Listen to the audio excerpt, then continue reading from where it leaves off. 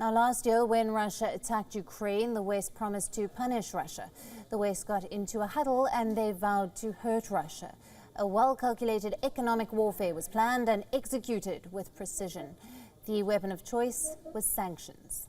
Our sanctions are strong.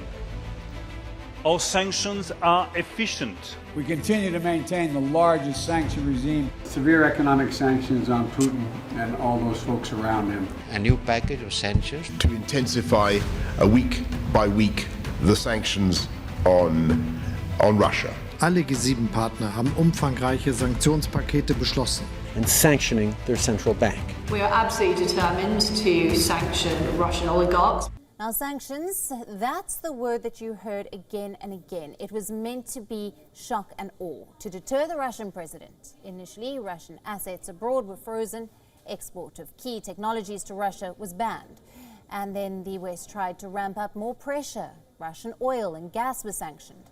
That's not all. Russian banks were cut off from SWIFT, the global financial artery that allows for smooth and rapid transfer of money across borders.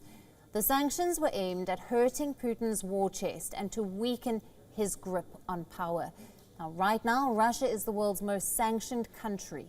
Others sanctioned include the likes of Iran, Syria, and North Korea. But after 12 months, the question is, are the sanctions really working? Well, the Russian president is smiling and claiming that the Western sanctions have boomeranged spectacularly, and instead they are hurting the West. Россия!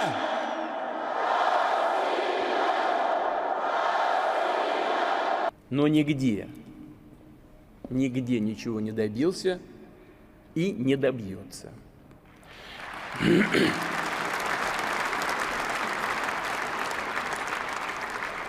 Более того, инициаторы санкций наказывают сами себя.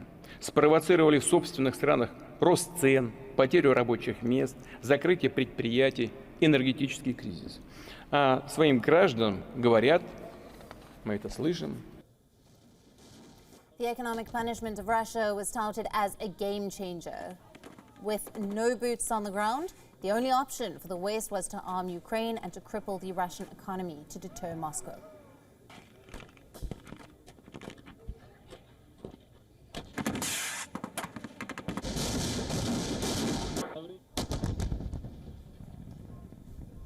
But in reality, it contracted by just 2.1% last year, and it is expected to grow by 0.3% this year.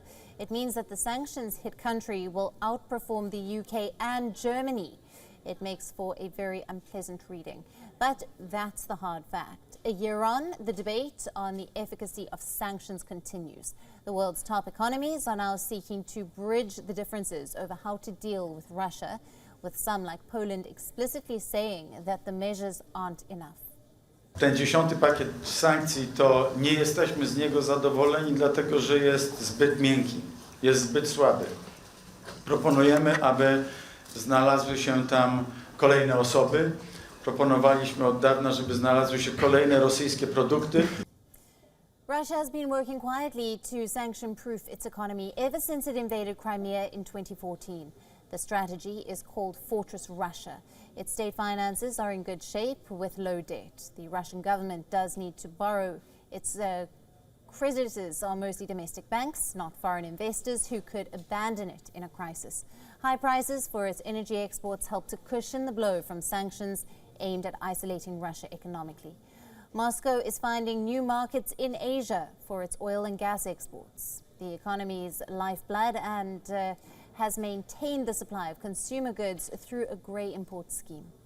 But it would be interesting to see how long Russia can manage to fund the war and still maintain the health of its economy.